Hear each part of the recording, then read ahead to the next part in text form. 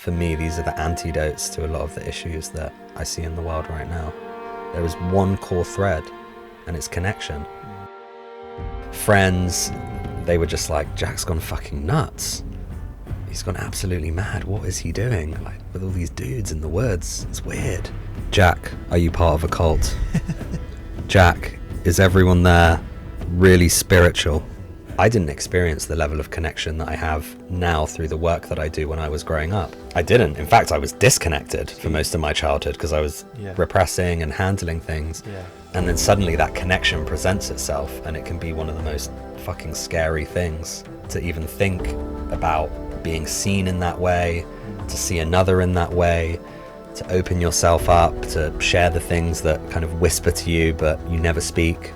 We don't need to be around the fire. Yeah, we've got life good. And I'm like, I think we need to go back to the fire. Well, that's what we're doing now. We're remembering. It's in a world where we're constantly tearing each other down. When we remember what it feels like to lift each other up, just come back to earth, come back to the elements, come back to grounding, come back to the land, come back to the simplicities, come back to the connection, come back to the community. Thanks for tuning in to this conversation. I appreciate it. I would appreciate it even more if you would leave a comment, like, and subscribe if you're finding the platform, the space, the conversations, the themes, the topics valuable. Enjoy the conversation. Thank you. I think that for me, I've realized that whenever I create separation in my life, it never has a positive outcome. So I lived a long period of my life where it was like, that's my work life, this is my personal life. And the more that I did that, I felt pulled apart in the middle because I was always trying to tend to priorities over there or tend to priorities over here. And now that the way I approach my life is like, how can I just create connection in all the things that I do? How can I create alignment in all the things that I do? That way I'm waking up, and it sounds like a cliche, but every day feels like I'm on purpose. I'm doing the things that I want to do, and I'm enjoying it. And if I don't have a day that I don't enjoy something, then it's like, okay, what's the adjustment that I need to make? But I don't want to compartmentalize things, because for me, that's just created more separation. Yes. Yeah. So for me, it's, I mean, Charles Eisenstein is like the guru behind the connection versus separation. But yeah, I want to create a connected and integrated life, not a life where I'm putting things in boxes and then having to go and tend to them. It just feels like I'm being pulled apart otherwise. Yeah. I've felt a lot of benefit in the past through compartmentalizing that. It serves me at times where I can just park stuff and then just go in a different direction. But I always have to revisit it. So it's like creating distance for now, you know? Yeah. So I can just dissociate quite well. I think that's I do that comes too. Down to my attachment styles. I can avoid things, and it doesn't have to affect me, but it will always come back around, and I always kind of know now that that's not going away. I've done that too many times and thought it had. To then now, there's the wisdom there is to know that it's not actually going anywhere. But you can. I think as a man, that's my masculine energy, to be able to just put something there and then go this way. And then come back to it, I guess. Yeah, and I have to do that sometimes too. I think specifically in the framing of like work versus personal life, that's where, for me, what really started to come up is I felt like all the work that I was doing was like prostituting myself. I was like, I'm just doing this work so I can make this much money and then live kind of like this lifestyle. But that lifestyle felt so separated from the work that I was doing that it almost felt like I was leading like a double life. So I think like when it comes to emotions or challenges that we may have, like sometimes you've just done enough processing. Like I can give an example of now. So like my dad passed away in November, and it's like I had a really good kind of period of processing the grief and moving through it, and then I suddenly was just like, I actually need a break from this. I need to like put this there for a moment and come back to it. So I think it depends on the circumstances. Yeah. But for me, when it comes to overall vision, the more alignment that we can create between the work that we do and the life that we live, I personally believe that's going to give us the best outcomes. Yeah. I read when you were 10 years old that you found out your dad was adopted. Is that Yeah, right? yeah. So what was that like? I think that was a big time, right? Of like finding, or maybe revisiting that, of what that could have done for those kind of formative years, finding that out. Yeah, I remember it really vividly, like, and viscerally in my body. I was sitting on the sofa at home, and I can't quite remember why it came up, but and it wasn't even that my mum had sat me down and was like, "I have something to tell you." It just kind of came up, and she said, "Yeah, your dad's adopted. I wanted to tell you," and so on and so forth. And that was an instant paradigm shift. I felt this, something I knew was always there, this kind of hole, or like an emptiness that I felt. I'd always felt it growing up, and just the way that I was, and how things were even at a young age, I can remember feeling that. But that kind of confirmed what it was. So I instantly felt this feeling of emptiness, and who am I and where am I from? And it was interesting because growing up in London, where I did, super multicultural, I was always going to different people's houses, eating different food. All my friends were, you know, like a real multicultural crew of guys. And I suddenly just had this big question, like, who am I and where am I from? And I think in the absence of my dad, it was also, what does it mean to be a man? So it sort of opened up, especially as I was going into adolescence, this kind of like chasm of not knowing a lot about myself and who I was. And that's kind of what led me to where I am now on that journey of discovery.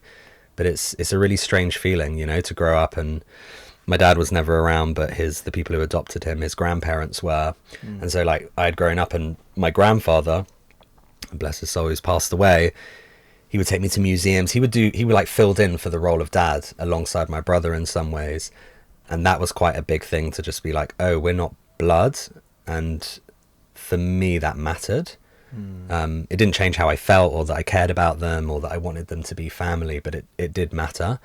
And it really opened up this place in me where I had to go and seek to find, you know, what was on the other side of that. Yeah. My mum's dad, my thought granddad, was not her real dad. So I learned that in my teens, and I was just, it gave me like this void, this kind of feeling of like, oh, there's like a missing piece. There's like something there that doesn't make sense. It's like a break in the chain. Yeah. And it just leaves such a, you just wonder, and it does, yeah, for me it was like an empty feeling. And I found out the other day that she has a brother. And I'm like, another brother, and I'm like, wow, I didn't even know that. Like, what's going on? Maybe she told me. I'm sure she told me at some point, but it was just never in my awareness, or it didn't seem important. But only recently have I actually asked her. I said to her the other day, I was like, can we sit down and go through this kind of like, you'll know it as a family tree, but let's like see how far we can go with who we know in the family lineage. And just saying that to her like opened up some stuff, and it was really beautiful. Just inviting that question in of like ancestry and lineage, and like what that can do to your relationship with your mum, your dad. It was powerful. It's really good. It was really good to like just go there. Yeah. Yeah, and I think that when there's a break like that in the chain, the interesting thing that I know now in retrospect is I always felt like if I didn't find out, it would kind of haunt me for the rest of my life. And the thing that I realized when I did find out about my dad's birth parents and all of the history and all of this amazing stuff that's come to pass, which is a whole nother story of how that happened, I realized that I always knew. That like my DNA, my body, this vessel always knew where I was from. Like, it's not a coincidence that I ended up living on an island and my grandfather's from Puerto Rico. That I've been drawn to be in an island in this kind of, you know, that in fact someone said to me the other day, I haven't been to Puerto Rico yet, this really looks like Puerto Rico. So, and then I look at my relationships, and I was drawn to Latin culture and these types of things, and I'm like, oh well, that kind of makes sense, you know, because it's like my body already knew that, you know, it already knew where it wanted to be. It was just getting that story, which I think is important. But in retrospect, I'm like, even if I didn't know that, I would still be okay with it because I can feel it. Do you think that's why a lot of people feel disconnected now because we're so spread, and you've got people living all over different places and not knowing who their family are or where they've even come from or what's even maybe normal for them, and they're being pulled to somewhere that's very disconnected from where they are. Yeah, I think people feel disconnected from culture and that belonging. And I think there's such a beauty in the like diverse mixing of cultures and threads and how everyone's everywhere. I think that's beautiful in one way.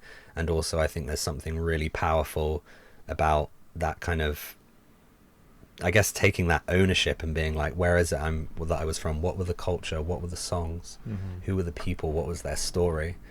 So I think there's like, it's not bad or good. It is what it is. But I think there's some real power in going through that process of reclamation. Yeah. Yeah.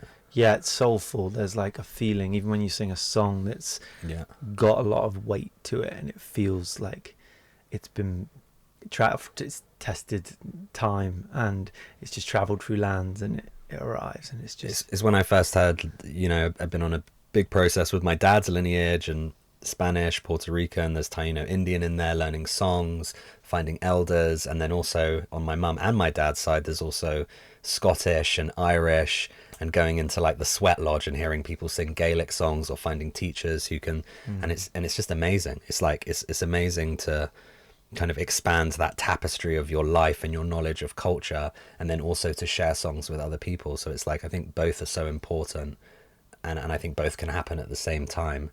It's just the way that, I guess, it's like a cultureless culture, you could call it. The way that it's set up, we're not necessarily like taught or encouraged to do that anymore. Yeah, it really hit me. I think it was Eric Godsey who spoke about that humans don't tell the story anymore. Corporations tell the story of what it means to be human.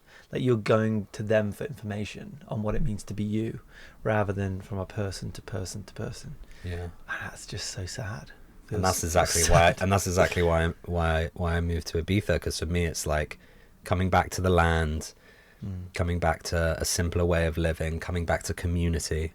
I think like the power of which community can have on your life, and having your own community and sharing culture and cultivating the culture of your community, for me, was one of the biggest things that I never knew I needed, and now I know that I can't live without it. Which is really, really interesting. And I see again the threads of how even in my early life I was drawn to that, but again I didn't know why that would be important to me. And then now I look at it and I'm like, oh, that all makes total sense, why I live here, why I'm cultivating the community that I have and doing the work that I have as well. Yes, and you can play that game also with why am I not thriving, or why am I not connected to where I am. It's like as within, so without. Your external is quite a reference to how you're connected or aligned inside, right? Yeah. So you can just kind of flip that as well. So when did you connect with your dad? Like when was that? When did you reconnect? Yeah, so the journey was when I was really young. He wasn't really around. He was an addict on the streets for a bit, trying to kind of work it out, and just wasn't consistent. So I kind of have very few memories of him, which is quite sad. I actually said this in his eulogy. One of the memories I have is that he bought me a paintball gun on like my 8th birthday. Totally inappropriate, but I was like, I see how he was my dad, just like being a bit rogue and doing something that maybe he shouldn't have, but in like a fun way. Like, I want you to have this. I know you're going to have fun with it. And remember getting back to my grandparents, and my mum was like, are you fucking stupid? Like, he's not having a paintball gun.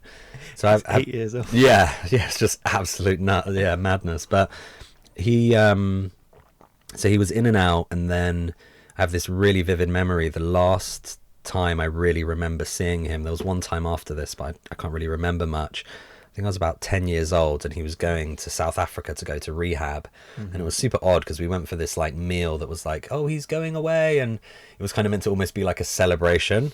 But obviously my experience, I just felt lack, and it's weird that I must have repressed so much, which makes total sense because I can't even remember feeling anything. I just have this vivid memory of sitting in the back of the car as we all said goodbye and sort of like waving to him, knowing that he was going. And that's really the last time I can remember seeing him, when I was 10. And then it just never really happened. I always felt that the way that a dad would act would be almost like I guess it would be like a savior, that one day he was just going to kind of like ride in on a horse and be like, I've got you, son, I know that this has all happened. And he never did. Yeah, that's what we see in the movies, right? Yeah, and actually the biggest connection that I had, the fantasy that I had when I was young, I actually have a tattoo of it on my leg, the biggest fantasy I had was around like the Lion King. And if you think about Mufasa, I mean, he's like father archetype, just like the father archetype, right? And I always kind of felt like that was what was going to happen.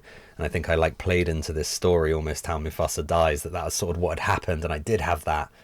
Really, I didn't. Wow. Psychological death, right? Yeah. It was like that. And then I never felt that moment from him in the few times we did connect on calls and he started a new family in South Africa and all of that stuff, where I just felt that like, come son, get on the plane, just get here, we'll work it out, you know, all of that stuff, which was really hard because I always wanted that. And also, as I grew and started doing the work that I do, one of the big processes that I had was around just acceptance that your parents do the best with the capacity that they have, and they have their own story, and I can be okay with that. And I wasn't for a long time. I was really fucking angry and resentful, and that came out in a lot of bad ways. And as I got older, started doing men's work and went through this process of reparenting, refathering myself is what I would say, and being around other men and connecting to them and connecting to my own masculinity and becoming a father, you know, going through my journey of fatherhood. It was like, I'm ready to meet him where he's at. I didn't need to, you know, connect with him and for him to be saving me anymore. I'm ready to have a conversation with you and tell you about my journey and what's happened and where I'm at. And I don't need anything from you. This is actually for me. That was really fucking powerful to do that. It makes me emotional thinking about it. And one of the big things that then connected us, and we had some incredible conversations during the last sort of 2 or 3 years, was I found his birth father who had passed away, but I found his 3 sisters. I found all of them through like DNA testing, basically. Wow. And I remember on WhatsApp getting pictures of his real dad and sending them to him and being like, here you go, this is where you're from. Wow.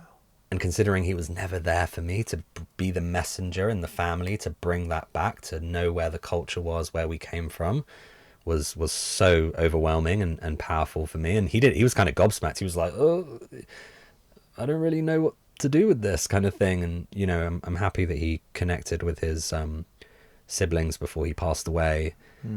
But we had some really beautiful conversations. And I think that for me was the piece. It was like, as soon as I reparented myself, I could just meet him where he was at. I love him.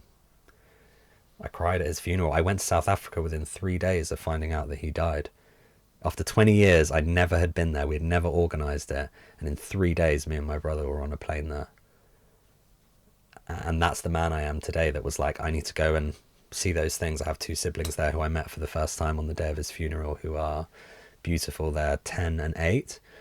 And it was, for me, it was like a massive pilgrimage to go and honor him. What allowed you to let go of a lot of like resentment and hate and all that anger? What was like one of the biggest things that allowed you to just let it all go? That's a potent question. If there was one thing that I could pinpoint,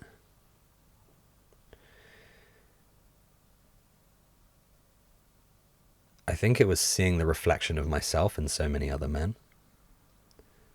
And seeing so many other men who had been through something similar and carried that wound, that their father wasn't there, or maybe he was, but he didn't show up.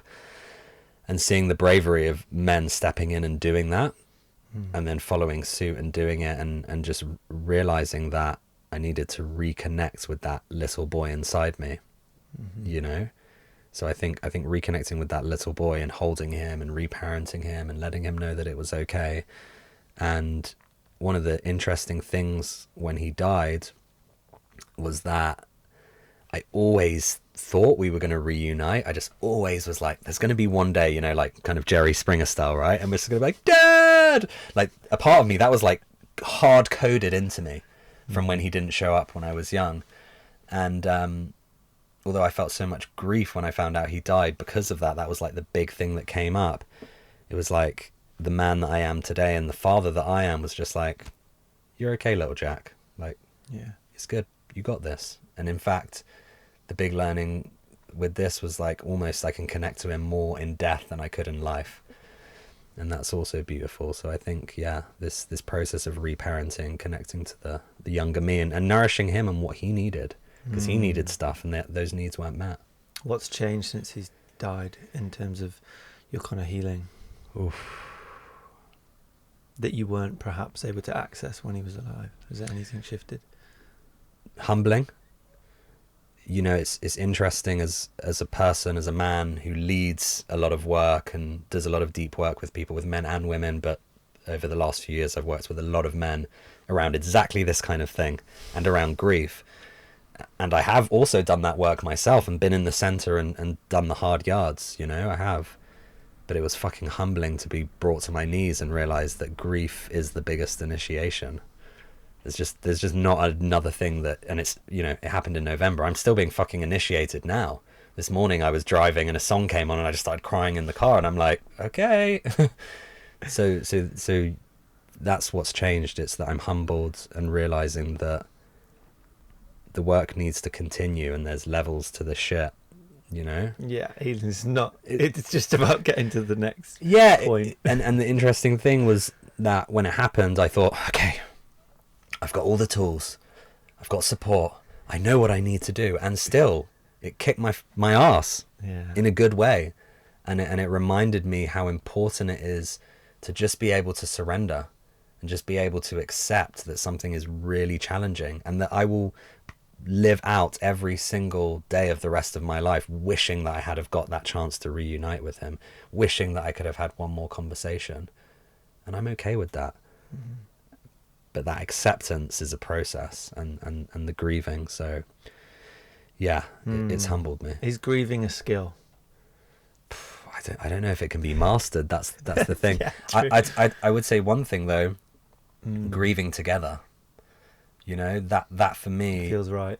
Yeah, there's something when I lead workshops, trainings, ceremonies, retreats, whatever you want to call them, doing some of the work around getting people to grieve with each other. There's something so powerful about people grieving, and it's about different things. They've had different experiences, but they're all grieving together. And I think there's something so alchemizing and transformative about that. And so my commitment when I go to the next thing that I have to do, even if it's me that's leading it, is I will get in there and grieve too, because I need that. And I can only do so much alone. And that's been a big learning for me as well. I feel it as I move towards going into one of those spaces in a couple of weeks from now, and I'm like, yeah, I need that. I'm not going to just be the person who's like, I'm leading the thing, you know. It's like I need to get in there and grieve too. Absolutely. Yeah. And we'll move on to that piece around leadership and how you lead. I feel grief is an action largely. It's like it's in the doing, it's in the processing, and it gets away from the story. It's kind of like the dance of sadness is this the grieving process that you have to kind of be in the arena to do it. You can't really do it in your head, you know. It is an action. It's a choice. To sing, to cry, to go for the walk and think about it and to feel it. And I always come back to this really simple practice that for me has been absolutely life-changing with grief specifically, but also with any emotion that I might experience, which is when I'm feeling that sensation through my body and there's a story playing. It can look at a number of different ways, but it's just to come back to my heart, to breathe, to accept and to acknowledge the emotion, to acknowledge the grief, to acknowledge the feeling. And every time I do that, it's like another step of integration with the grief. It's allowing me to take another moment to integrate it and to be able to walk with it and not, you know, to honor it. Yeah, powerful. I was reading the other day around like heart math and how many neurons there are in your heart. So like that energy center, it's just so, I don't even think I've arrived, and like going there like completely and fully, like a lot is constantly practicing, like going back to this place and just feeling from there. It's just it's a powerful thing and journey to go on. Is just to get from your head to your heart. And it's funny that you said that, because I was leading a training program where they were running their own like circle, and I was participating, observing, giving them feedback. and one of the men did a heart coherence type meditation. So I was really holding my hands on my heart, really focusing on feeling every beat. And I was like, wow, this is so simple but so powerful, just to feel that essence of your life force beating through your chest. Yeah. And how so quickly it grounds you.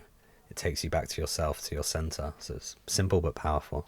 Yes, I feel most of the things are simple, but we're always trying to look for something that, because it feels right to judge or to think it's not that simple because it's always been hard.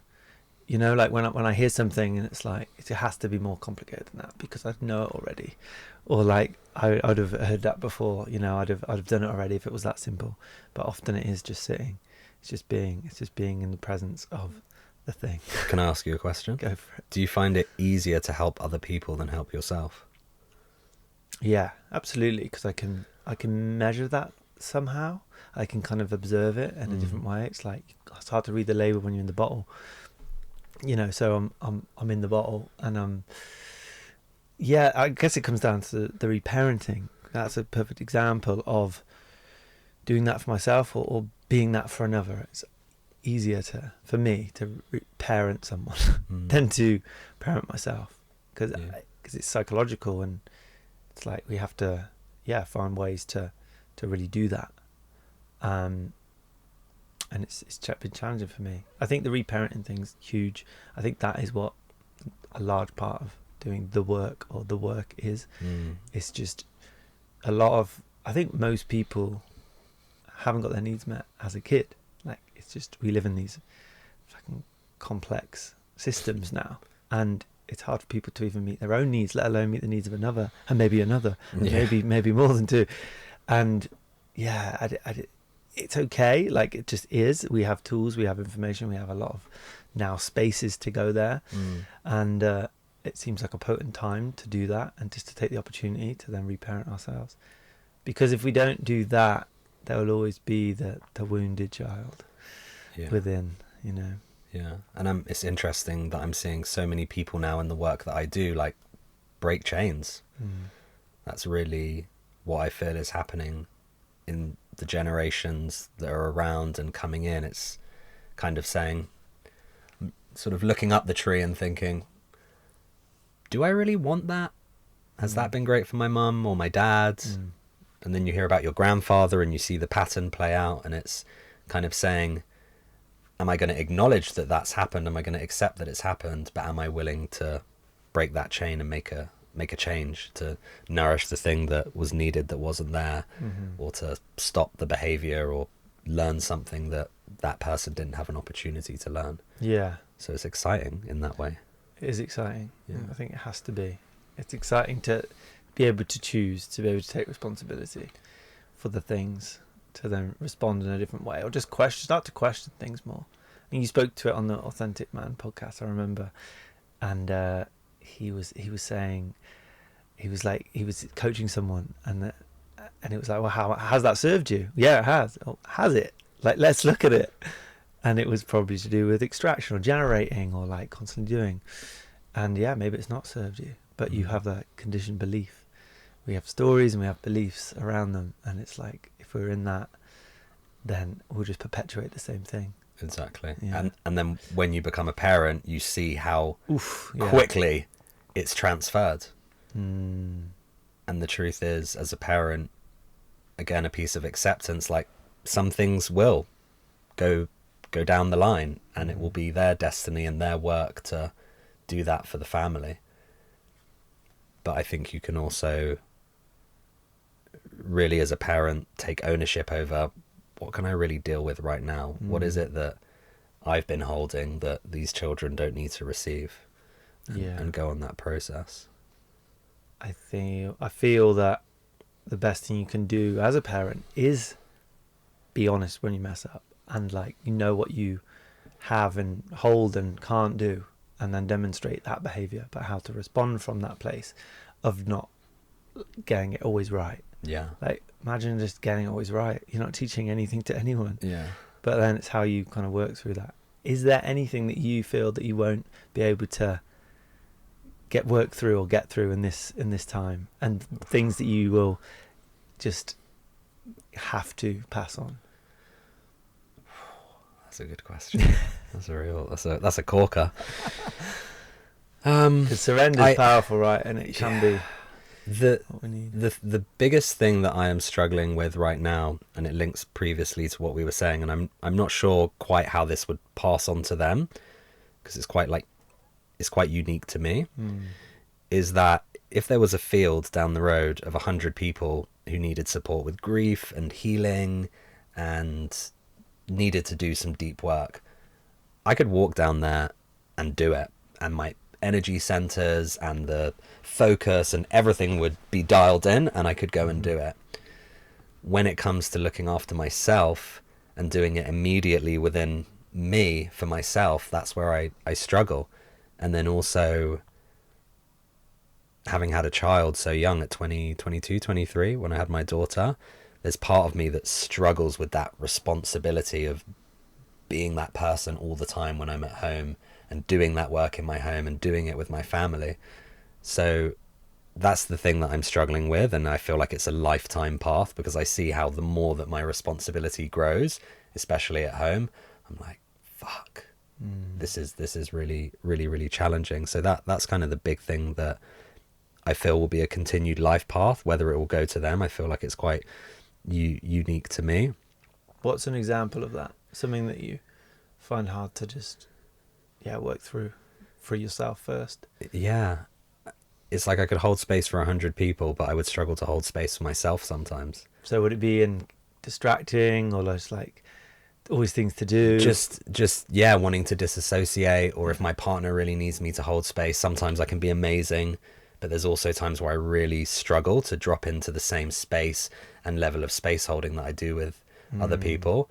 And I feel that it's really important to call this out, because there's often this, I feel that there is often a perception in the kind of healing and self-development world that, like, I've mastered all of these things so I can teach them to you, right? And I believe that, because a lot of the people I work with, I have alchemized something within myself that they have not yet, and then it's an example to them and a mirror to them, and they're able to do it. And at the same time, I would be being dishonest to say that there's things that I'm able to help other people through that I struggle to help myself through. Yeah. Do you know what I'm getting at? Absolutely. Yeah. I think that if someone is in the circle that is not letting me know what they're still working through, I'm cautious about. I'm cautious of them. I'm like, kind of got my eye on, like, okay, surely there's something that, like, we're all fucking trying to figure this all out on this rock that we're living on. Like, surely there's something. And I think that's very powerful and important to keep speaking to. That's what I really do my best to constantly keep speaking to. And this loops back to the first question that you asked about kind of like work and personal. My biggest journey is integrating what I do out there in the world and the value that I offer to people in terms of healing and processing things and learning and stepping into their self-leadership. The reason I need more integration and less separation is because that's what I need to do at home. I need to bring the person that I am when I step out in the circle, and it's like, let's go, let's fucking go, we're going to do some great work this weekend. That person needs to be at home more. Because sometimes it's harder and it's more deflated, and that's the honest truth. Often when there's a judgment or a charge around anything, it's like, okay, you need to hear that for yourself, or you're so connected to that thing because you witness with you first. Yeah, you know. I think for me, the biggest thing I do my life's work to work through is measuring my worth by how much my output is, how productive I am, what I'm like creating. There's nothing inherently wrong with creating, but I definitely measure my worth with what I am putting out into the world, what I can physically materialize, you know, like being productive. Like, what have I done today? And if I don't feel, I can't measure something I've done, there'll be some sort of lesser than energy. And that links to something that just came up for me, which is we talk a lot about purpose and our contribution and what we're bringing to the world, which I believe is important. And also, if we go to the very basic level, we've been given this body and this existence, and is our purpose not just to feel it all? Sure, there's shadows within that. And just to experience it, you know, Yeah. as in just feel Yeah. every emotion, honor it, and fully engage with life. And that's a mantra for me around fully engaging. Well, with that is life. bringing your masculine and feminine into balance, right? Yeah. There's the expression, which is pure feminine, but then it's like the consciousness and the stillness and the like rock of what you need to be, to feel it, to be it, but then to move into the world with like an expressive energy. Exactly. And when I judge myself harshly about creation and output and am I doing enough and all of that sort of thing, it's just, can I come back to, all right, I'm here to just feel everything. What am I actually feeling right now? Again, like checking in with my body. And that has helped me a lot. It really I have to has. check myself, though. I'm just like, how fucking ridiculous is it that that's my problem? Like, ancestors, people that have come before me will be laughing at me having such a problem being like too productive, you know? Like, that was like such a mission for like, that's why it's so inherent. Maybe the worth things come in through different means, but the productivity is like, we fucking need to be productive. Like, it's rooted in our survival. We can't deny our expression as a human to yeah. I had this conversation actually with and it changed things for me. Environmental generational amnesia, Peter Kahn, this guy, and I was like, it seems to be the stories and the human, I guess, arc has been to progress. It seems inherent in us. And he points to tribes that have lived for many, many generations that haven't progressed like we would view it. So is it as simple as we've always, you know, my dad always comes back to this thing. We've progressed since then. We moved on. We don't need to be around the fire. Like we've moved on. We've come into like, yeah, we've got life good. And I'm like, I think we need to go back to the fire. well, that's what we're doing now. We're remembering. No, yeah. We're remembering that we need to. Yeah, man. Yeah. It's pertinent, but it is a privilege to have to check that privilege to have this space, have this time. And I think the difference is that whereas many moons ago that output and that doing things was survival a lot of the time, whereas now it isn't. So then it's Scarcity. just, yeah, and it's just creating more and more and more. I really like that, though. I feel that sometimes I need to plateau. I need to just be where I'm at. It's not always the next thing. I believe that, you know, life comes in seasons, you could say. And it's like, okay, well, what's the season right now? Right now in Ibiza. Not in Ibiza. Well, not in Ibiza. Well, I had to get used to that. My body clock had to change that. Used to it. But right now, it's actually cold and wet out here, just so everyone knows. It's still, isn't it? You can tell the energies. No one's commuting to the other side of the island for a hangout. Yeah, and it's like a season. It's like a season of winter, and just staying and sowing seeds and all of that stuff. And then as spring comes, harvest. You know. So yeah, I do feel that in society, and I see this a lot in my work, especially with men, there's just this constant need to create and produce.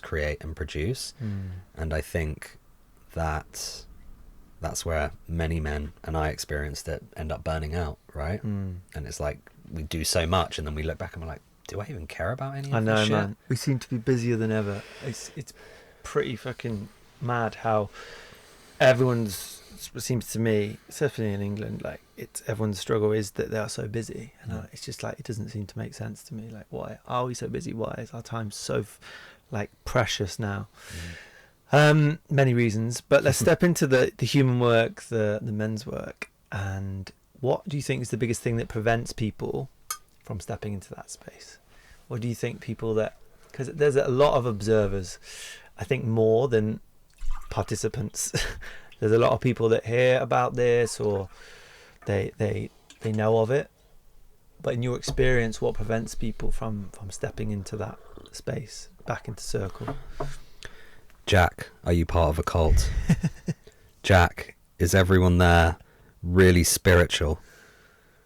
Jack, What's going to happen? I think I'm happy with my life. Everything's fine, Jack. There's nothing to worry about, Jack. Everything's fine. There are so many reasons. I've been thinking about this a lot. The deeper that I've gone into this work, there was this part of me that started to believe this work is for everyone. Everyone has to do this. You know when you find something that's like incredible. That happened to me at Vipassana. It was like the perfect environment to brainwash me. And like, it has to be that way. It's like, oh, we need to do this to go through this. But I was so convinced that I was going to change everyone I knew's life by introducing them to this, because it was just so impactful. Yeah. So yeah, that's how I felt about this work. And at times I still do feel that way. Yeah. And at the same time, I want to acknowledge within myself a new understanding that's coming through, that because as humans we are all beautifully unique, there is an idea that I have that the things that are gonna just fill our soul, heal us, whatever it is that we need or we desire, it can be different things. So I want to say that before I say anything. And I think that in the culture that we live in today, there has been, especially around men, but also just in like a quite masculine dominated culture, otherwise we wouldn't have been speaking about patriarchy and misogyny so much over the past decade or whatever, that we've had an emotionless culture. So when people see so much emotion and so much vulnerability, it can kind of be like, is this real? Is this for real? Or is this something like people are under a spell here? That kind of thing. Yeah, it's so unfamiliar. So unfamiliar. And then also, will I be able to go to that place? Like the self-judgment people often tell me about, like, I feel really insecure about doing that sort of stuff and opening up in front of people, and I think I'm fine. That's always what I get. I don't think I need it. That's a lot of people say. So I think the barriers are that we're just not used to seeing that kind of raw emotion and vulnerability, and so much so that we almost don't believe it's real. It's like, how could that actually be real? I would challenge you on that, because I think we do. I think we see it in film and media and like That's true. On the news. Like, there's a lot of emotion. It's different. It's very different. But we are exposed to a lot, and I think that does the opposite. It kind of numbs us from feeling and connecting with that. Something just came up for me then. I think I forgot it. But it was around maybe not deserving it. It was around not feeling worthy of the growth. And I think that's a real subconscious thing for people that don't feel good enough or that they deserve to feel. And it operates on this kind of real subconscious level that they have to dissociate. The relationship coach I had on last night, he talked about empathy, and I was like, well, what stops people from feeling empathy? Like just connecting with something that's raw and real. And he was like, well, actually too much empathy. If you have too much, you have to dissociate because it's too overwhelming for your system. Yeah. I was like, fuck. I think I like that counterpoint. I think that when we see things in the media, I speak for myself, when I see things in the media or on the news, I'm the observer. It's like watching television, right? And then when there's like an actual invitation in front of me to come and do that thing, it's like, we're removed from it. If you're watching, I'm trying to think of a film. If you're watching a film, right, there's not that part at the end of the film that's like, and would you like to come and go through all of that, Whereas when it's in your Instagram Absolutely. and it's like, come and do this work, come and do men's work, come and do this deep transformational work with men and Yeah, women. or your partner's like, here you go. Yeah, Sends or you this. your friend, or your no comments, no, it just sends you the real. Sends you the thing. It's like not being the observer. You're now being invited in, and I think that there's also a piece that comes up for me, and I've seen this a lot in containers, that we're not used to that level of connection. I didn't experience the level of connection that I have now through the work that I do when I was growing up. Yeah. I didn't. In fact, I was disconnected for most of my childhood because I was repressing and handling things. Yeah. And then suddenly that connection presents itself, and it can be one of the most fucking scary things to even think about being seen in that way, to see another in that way, to open yourself up, to share the things that kind of whisper to you but you never speak. So I think that's a big piece. And I often say, people often say to me, I feel resistance, I'm not sure if this is for me, that sort of thing. And when you fit in my life, when I felt that resistance and I followed that path, there's always been an incredible breakthrough on the other side. So I never try and force people into doing this work, but how can I invite them deeper and hold a bit of space for them to just touch it? You know, if someone's like, I'm not sure, I'm thinking about it, okay, let's chat about it. What is it that's coming up for you? And for them to feel that embodied connection that you're bringing from doing this work is the best invitation that you can give them. Jack, you've changed. What's going on? Yeah. It's like how you hold yourself, how you preach with everything you do. It's not telling them about it. And when I first started doing this work, I felt a lot of judgment growing up the way that I did, and friends, they were just like, Jack's gone fucking nuts.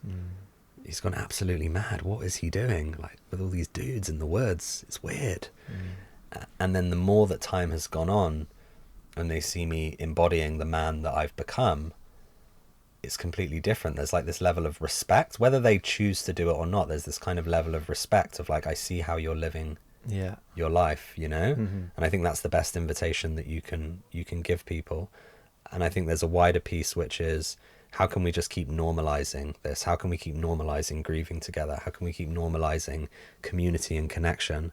Because for me, these are the antidotes to a lot of the issues that I see in the world right now. Absolutely. Yeah. Community connection. Do you spend time in more mainstream spaces? Very much. It's an interesting question now that I live in Ibiza. Do you know what I mean? But like, do you like intentionally, maybe it's a supermarket, maybe it's like, I don't know, like I feel I have a responsibility to keep checking in with like why this is so important, because I can go from retreat to retreat to retreat and think the whole world's changing. You mean kind of operating in the bubble? For sure. Yeah.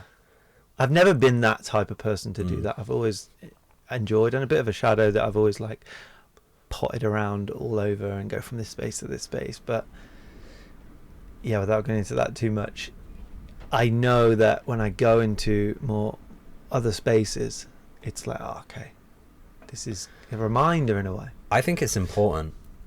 I believe that this work, the work that I do, is best when it's integrated in the reality. And I know this because I live in Ibiza now, which is a beautiful bubble. It's a buffet of experiences and community and all of these amazing things.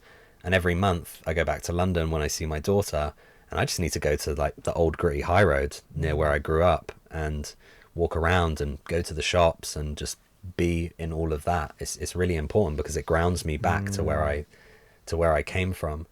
And I believe that the more that I can walk out in those places, and I work still with a lot of corporate companies as well that are just completely not, you know, it's kind of like a Trojan horse. They're not, they don't know that a lot of the stuff that I'm doing, I've experienced it because I've done it in like a deeper setting, right? They're just like, oh, we got this corporate person running a workshop. And it's important for me to kind of check back in with the matrix and be like, what's going on? And am I able to operate there? I think, integrating the work into the reality of society and that kind of thing is really important, because that's where it makes a difference. If we're just all kind of on our own mountains with our communities, then really what contribution are we making? Sure. Yeah, absolutely. What are the drawbacks and consequences of men, women coming to events, having a fucking deep experience, and then leaving? What are the consequences of that, and maybe that you've seen, and how can you mitigate that? Yeah. You know? For me, there's a responsibility to support people with integrating these experiences. There is, for me, there must be a knowingness that when they leave, there is some kind of support for them to integrate what has happened.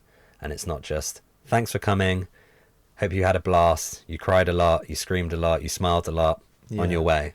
Yeah. There's a responsibility to support them, because whether it's psychedelics, plant medicines, whether it's doing this kind of deep transformational shadow, that type of work, you become so open, and suddenly you have this openness and these new understandings, and there's a big expansion.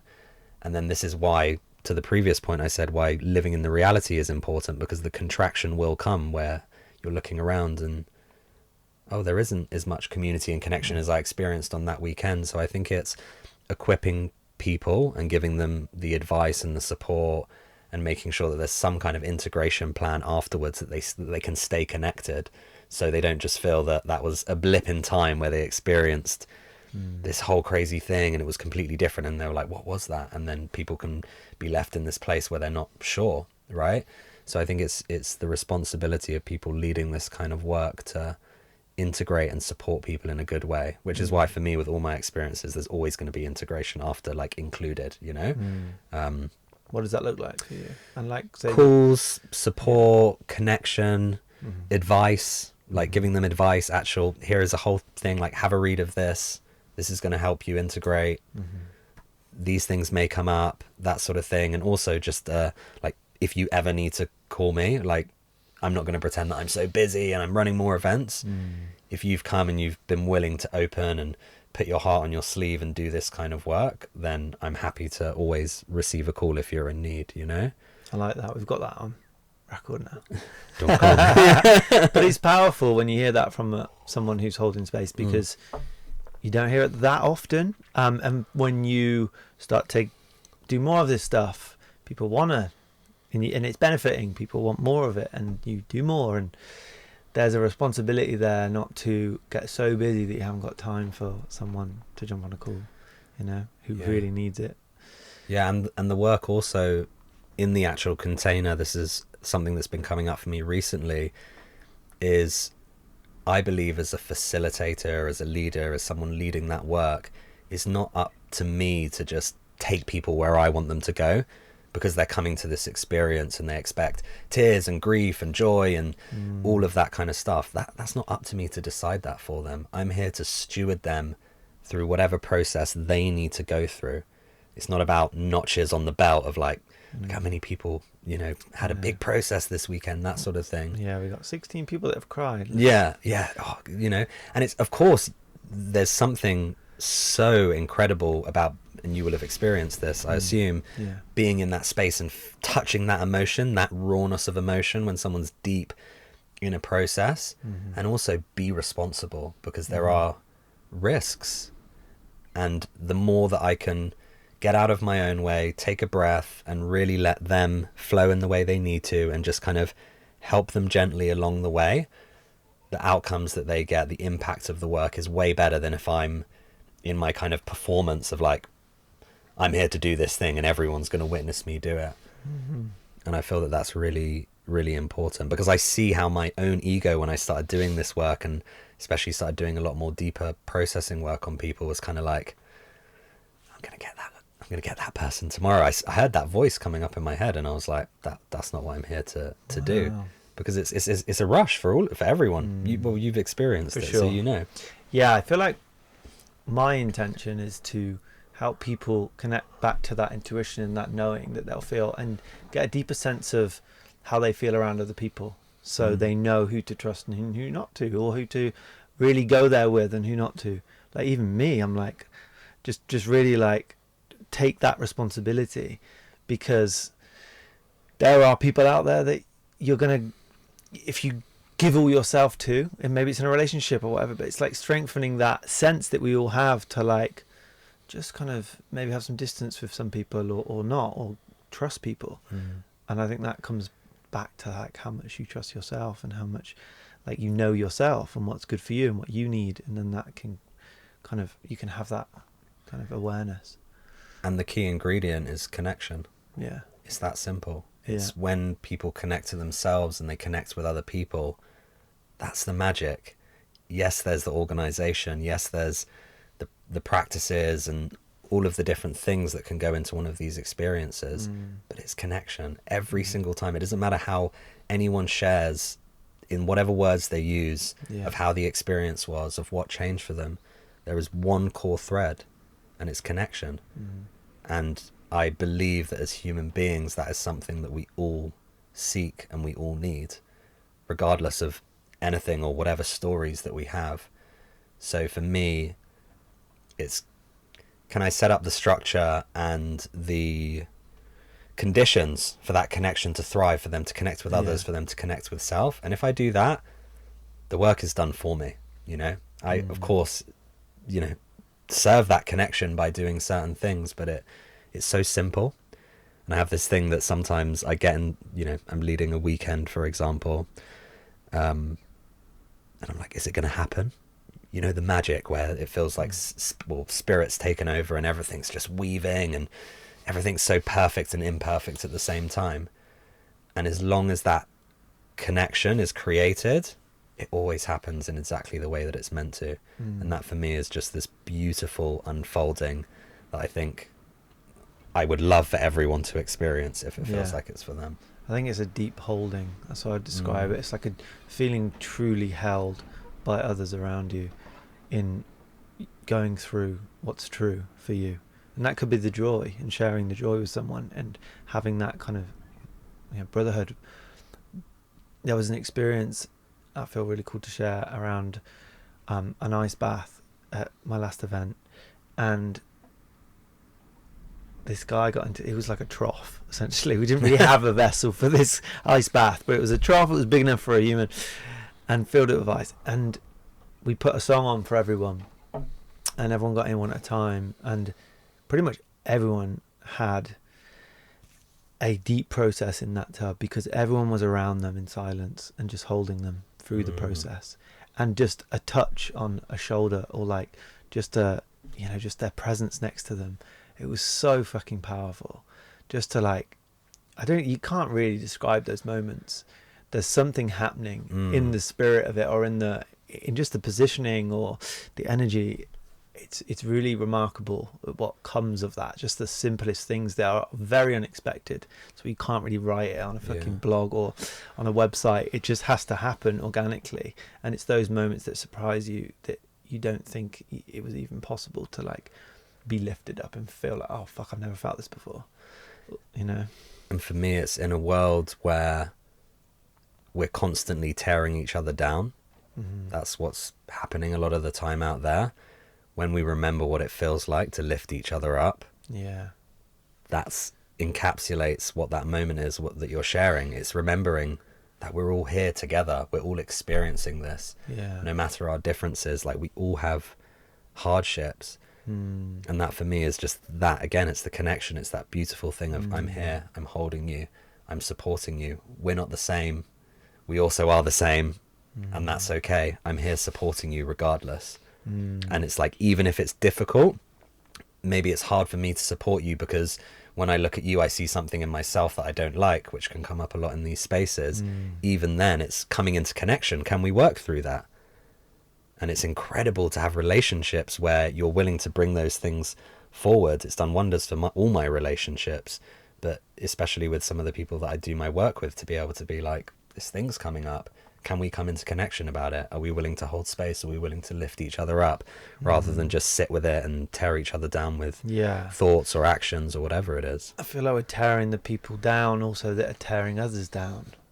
Exactly. That's become more of a thing now, and I catch myself doing it, but then I'm just perpetuating the same behavior that I'm trying to It's the same stop. energy. It's the same energy. Yeah, it's a cycle. Fucking hell. I was on a book club group last night, and one of the guys, the author of the book, James O'Brien, he's a radio host, he wrote this book and he's just tearing down politics. And I was just like, do you know what? I stopped myself. I was like, I'm about to judge him, shame him for calling all these people out. He's a figure, he's just doing this in what I see as an unhealthy way. It's not helping, contributing. But then I was like, no, I'm asking him to be more compassionate. Okay, maybe I need to be more compassionate to him. I was like, fuck yeah, that really fucking changed. Yeah. So talk to me about human work. Let's go there. How would you describe that to someone? The way that I describe it, and it dovetails really nicely from what we've just spoken about, but it's the remembrance of real human connection. And the way that I would define real human connection isn't that I'm saying it's all good, it's free love, we're amazing, everything's fine. Real human connection to me is connecting to the things that feel easy to connect to and positive and nice and joy, and also connecting to the things that feel challenging and being willing to work through that to continue and hold that connection on the other side. So really for me, it's creating a space where that connection can happen and people can go through a process, whether it's that they need to let go of something, whether it's that they need a deeper understanding of something, whether they need to nourish themselves with something that they haven't had. A lot of the time it is that connection that comes through, but creating a space where people can do that and doing it in community. And having done a lot of men's work, for me what came through was I really feel that doing the work together is a beautiful evolution. I believe that we need men's spaces, I believe that we need women's spaces, but coming together, there's a whole other sort of body of work that comes up that might not come up in the other two, which can be done in a really beautiful way. And the focus that I'm having at the moment is around, like, when we're doing that together, it's very much preparing us for going out into the outside world and integrating, because of course there are men and women. You know, when we go home, we may have a partner. My partner's a woman, or, you know, there's men and women in your family, of course. So it's like, for me, human work was really about making something that could allow people to integrate all of that, the masculine and the feminine, with a woman standing in front of them, with a man standing in front of them. So yeah, that's been the evolution. And what's so the far. ratios? Because do you manage that, or how does that show more up? more women? Yeah. Like I think also the prayer that came through for me is a lot of women were saying to me, I really want to do the work that I see you doing with men. I want something that's a bit more confrontational, that's a bit more kind of intense, that there's more masculine elements. That was kind of what was coming through. Sure. And then also what was coming through for me was that I was coming back from men's weekends, and then in my own relationship with my partner, and with the women in my family, I was like, oh, it's interesting that sometimes, like, the integration of then showing up in a good way for them, I'm like not as prepared. So I thought, okay, well, if we do the work together, maybe that's gonna make a change. So that was kind of where it came from. And then women are really answering the call. I had more women at the first training that I did, and so far for the next training I've had more women sign up. Men in general take longer, they sign up at the last minute, but I'm really enjoying just seeing all of these women, like, I know that I need that, and like stepping into their masculine to say, like, I want to do this work. I think that's really, really beautiful. And and it brings up some beautiful dynamics in the container as well. Yeah, man, you mentioned prayer. How does that feature in your life? For me, it's pretty much, not pretty much, it's my biggest practice. When I'm not sure on anything, when I don't know what to do, when I feel lost, I pray. I pray for help, or to find the right answer, or to be willing to step back. And for me, it's really the notion of it is living my life in a way that I'm in surrender to the fact that I'm not going to know everything, I'm not going to be able to do everything. Sometimes I haven't got it all worked out, and in those moments I can just pray, and it's almost like whatever it is that I need in that moment just emerges. Someone else steps in and helps me, or I find a new understanding of something. So yeah, for me, it's probably the practice that I'm most dedicated to. It's also really simple, which I like. For me, it has been, around food. I've started to associate it with just a moment before food. Yeah. And just is it a prayer? I mean, I don't know. I've been really called to read the Bible lately. And that's like presented me with some stuck energy here. It's really interesting you say that, because my partner has been having a lot of connection as a mother to Mother Mary, and then for our big altar she came in, bought some statues and all of that, and I felt that too. I felt sort of like, I'm not no one's watching this. Yeah. Cover Mary up for a moment. Yeah. So I felt that. So it's interesting, but it's again, it's repatterning it, right? It's like, it needs to be repatterned. Because that energy, if I'm feeling the stickiness, if I start communicating that, it's just going to make other people question or cautious of like my even intention or what even it is for me. Something really hit me though, and it was a quote. It was, and I just started crying. It was, God, use me for something good. And I don't know what it was, but in this moment, I just melted. It was something overwhelming, and I don't know why. I don't know what that was about that statement, but it was so fucking powerful.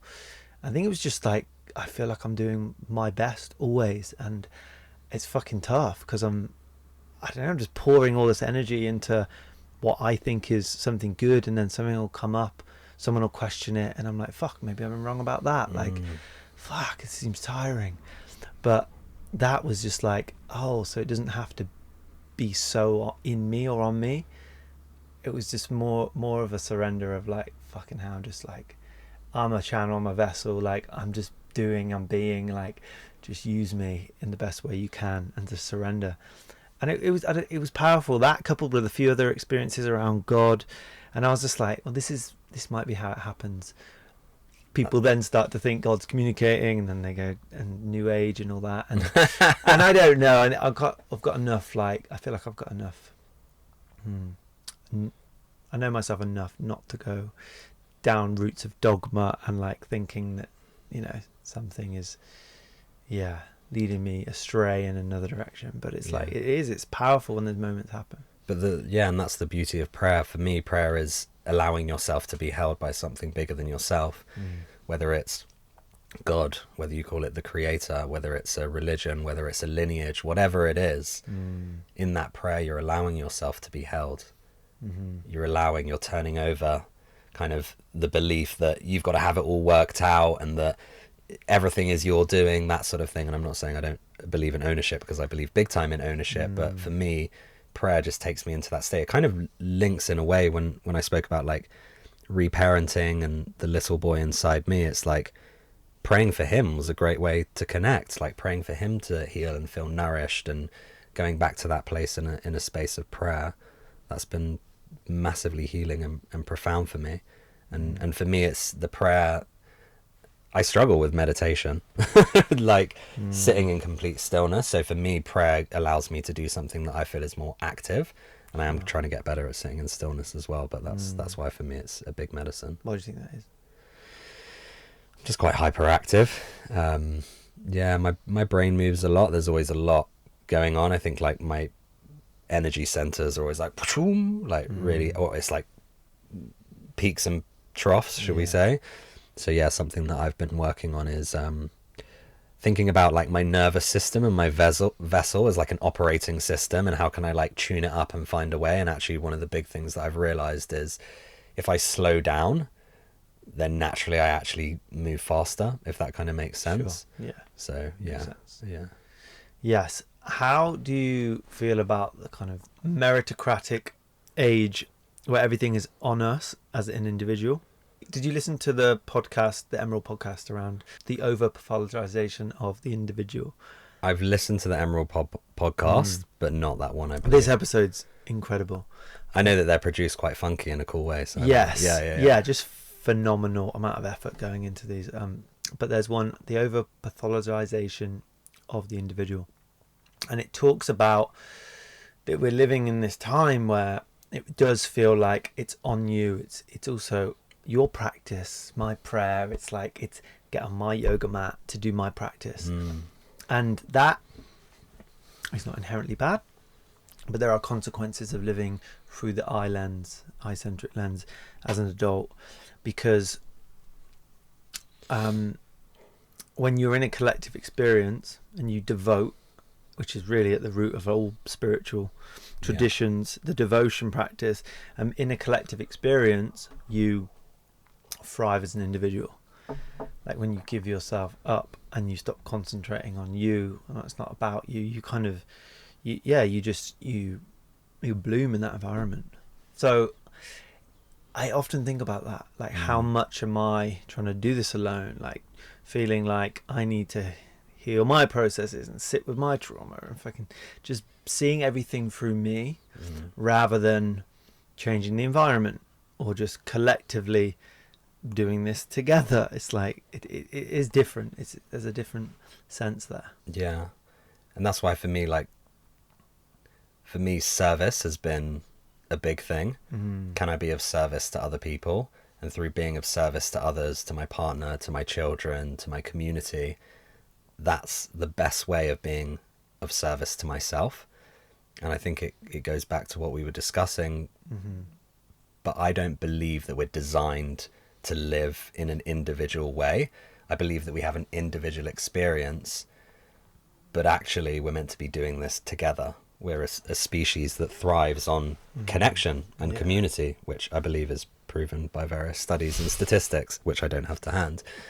So yes, I believe that society now has like perpetuated the individual, my healing journey, I've got to do this thing, I'm doing the work, that sort of thing. I think as soon as we step out of that and we think about others and we're of service, that's the best way that we can be of service to ourselves. And that doesn't mean compromising boundaries and looking after yourself and nourishing yourself and giving yourself the resources to support other people.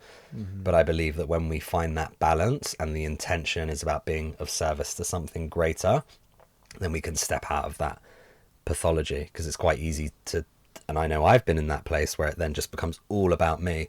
And I can lose myself in that space because I need the reflections of others. I need the connection of others. Does that? Yeah, absolutely. Yeah, it lands. Yeah.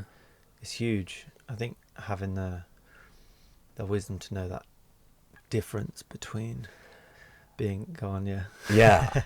Well, it's interesting because some of the clients that I work with, so people that I work with one-to-one, for example, have a one-to-one container, super deep, doing all of this amazing work together. And then I'm like, are you ready to step into something group, community, one of these trainings?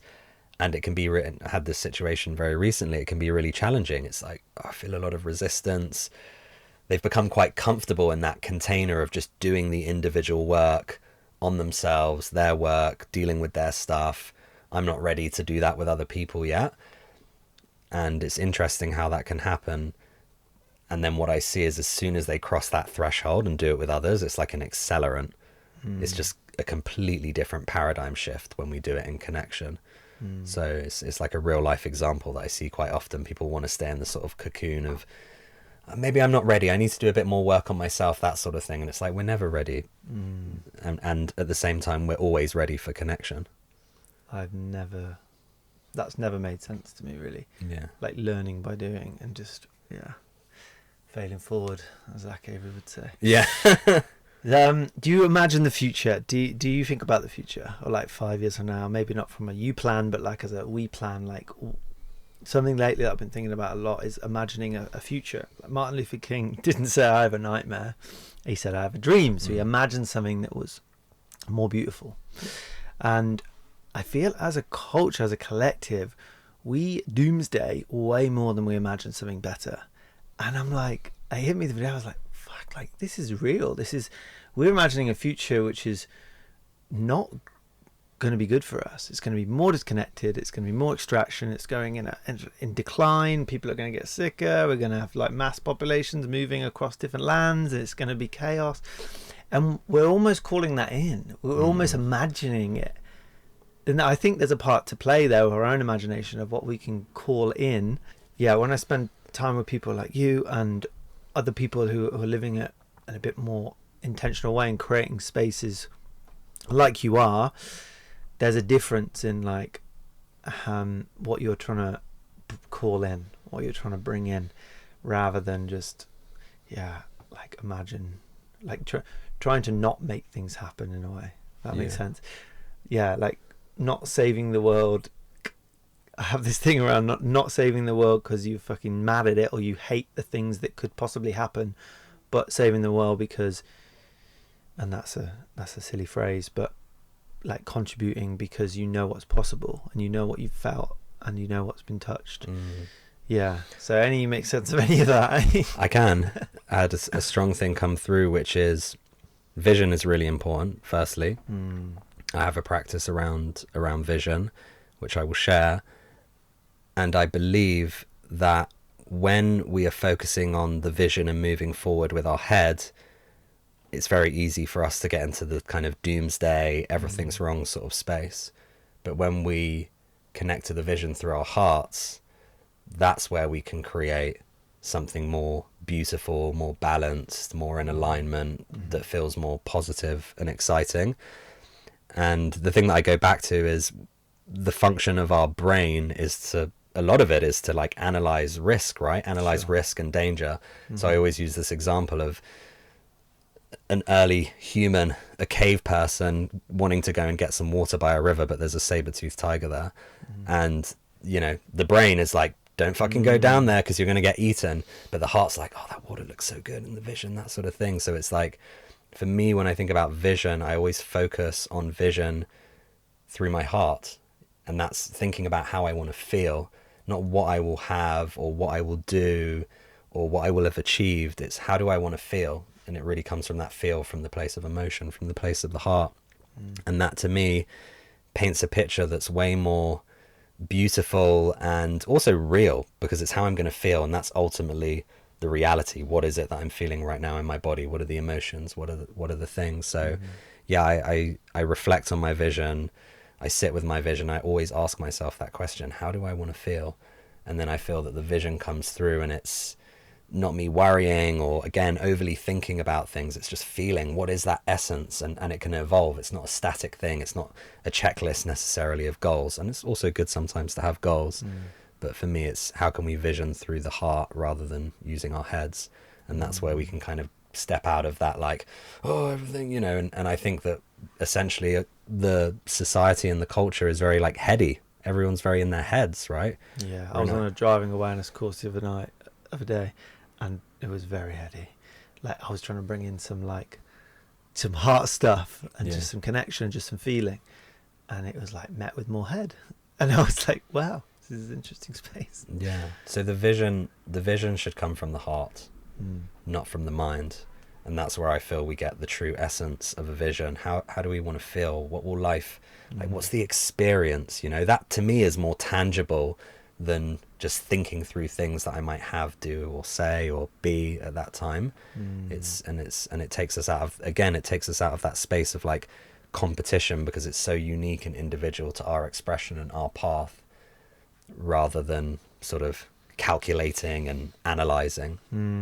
What do you think is possible for the world and the direction that we're going? Maybe in relation to these spaces and your mission to normalize connection. I think there's a lot. It's a difficult question for me, because I get torn in the sense that I see so much beauty and so much hope and so much light, and then I also see so much pain and so much struggling, and I find it difficult to comprehend why some of us experience a lot of one and some of us experience another. And it's so hard to know, because like, how did we end up in this body? Why did this soul choose this vessel? I do believe that we're getting to a point where the kind of domination of the world, of resources, of people, and all of those things is pushing us to a point where there will have to be a big reset. And I believe something that's beautiful, it's almost the way I envision it, is like kind of weeds growing through the concrete. A lot of people, because of all of that, those things that are happening, are realizing that this isn't a way to live. This isn't how we want to exist. And I believe that will create a better future. And for me, it's like, if I can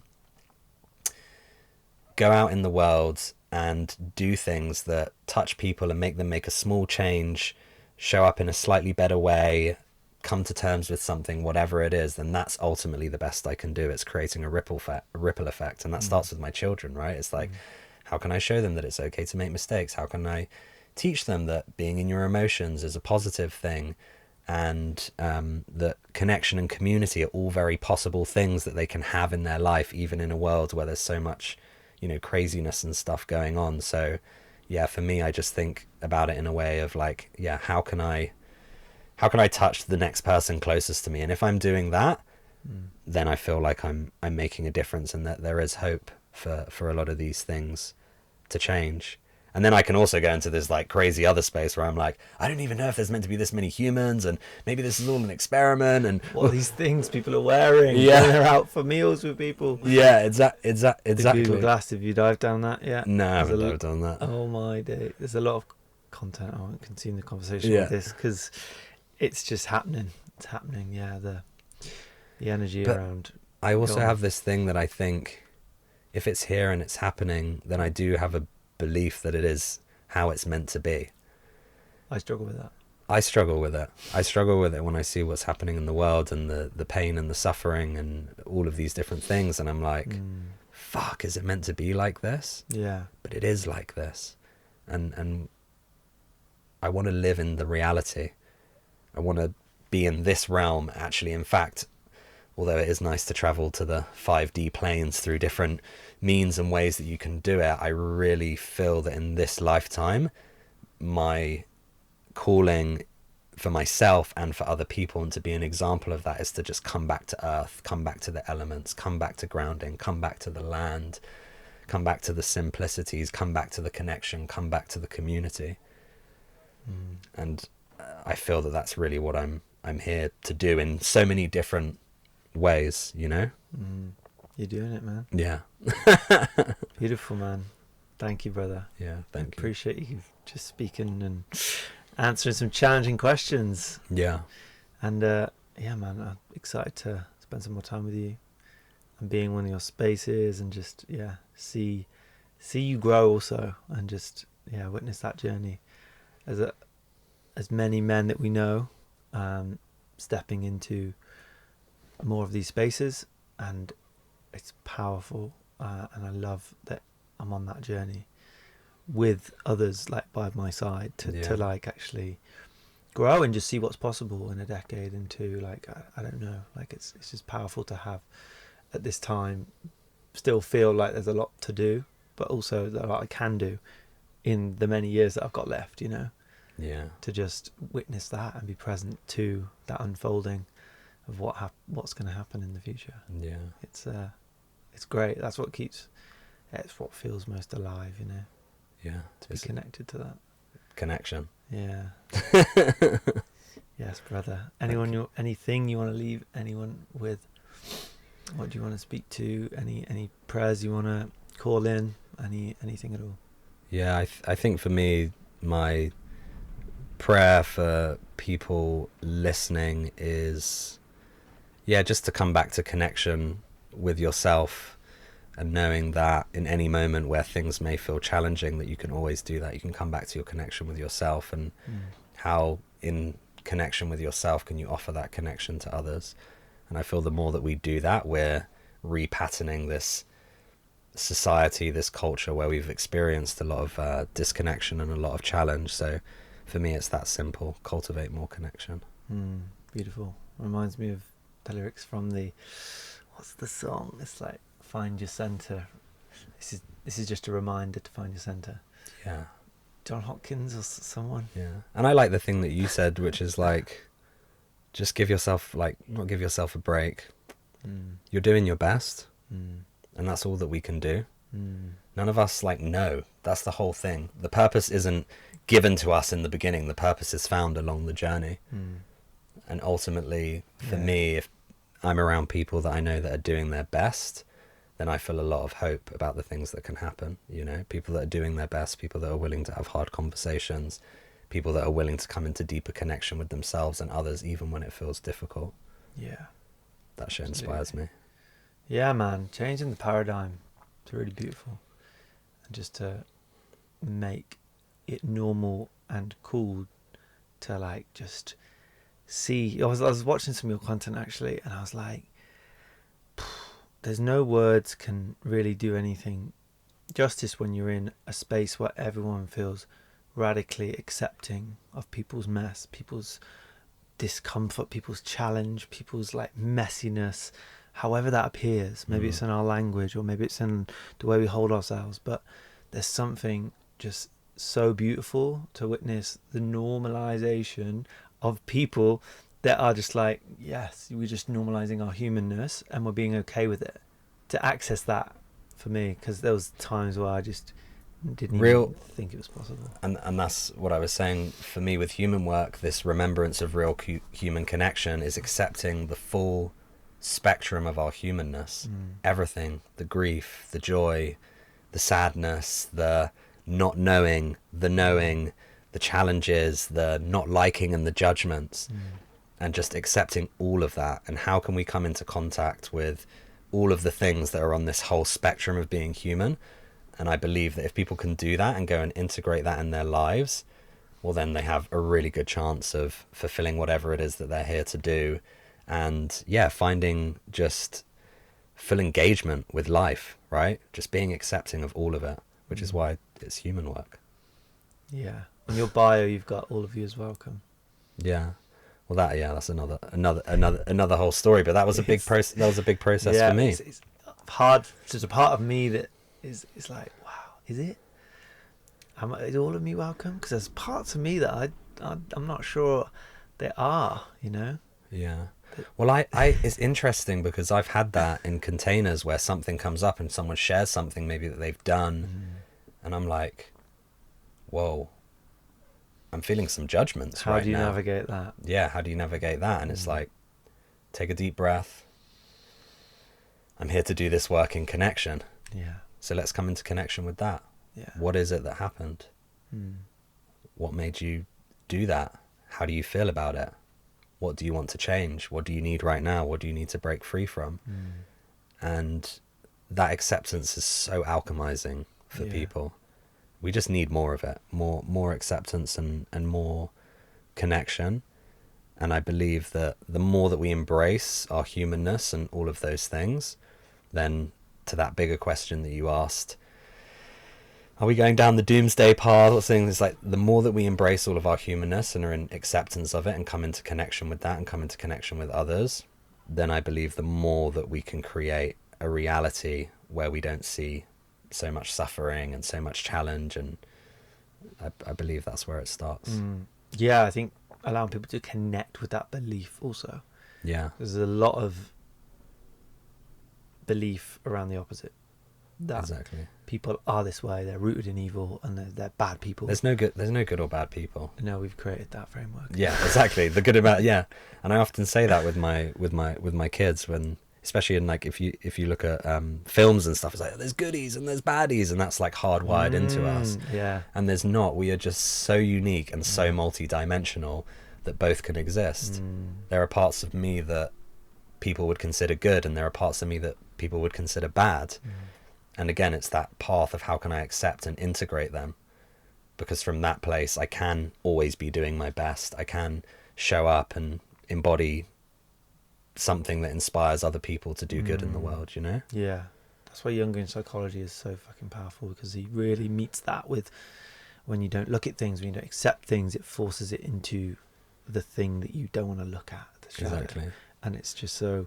You can't look at it, you can't see it, and then it's just projected out at everyone else. And there's only two places that I've experienced that level of acceptance. One is the work that I do, these kind of trainings, and the other was Narcotics Anonymous. Insane level of acceptance. Like when you're at that point, although there is resistance as well, I remember walking into those rooms and looking around and saying, wow, this is a completely different paradigm in here. People are in full acceptance. Wow. Or on that path to full acceptance of really challenging stuff and things that they may feel real shame about. And that for me was really hopeful, that there's spaces like that, you know? Beautiful. Thank you, man. Thanks, brother. Rip Appreciate the table and just give you a hug.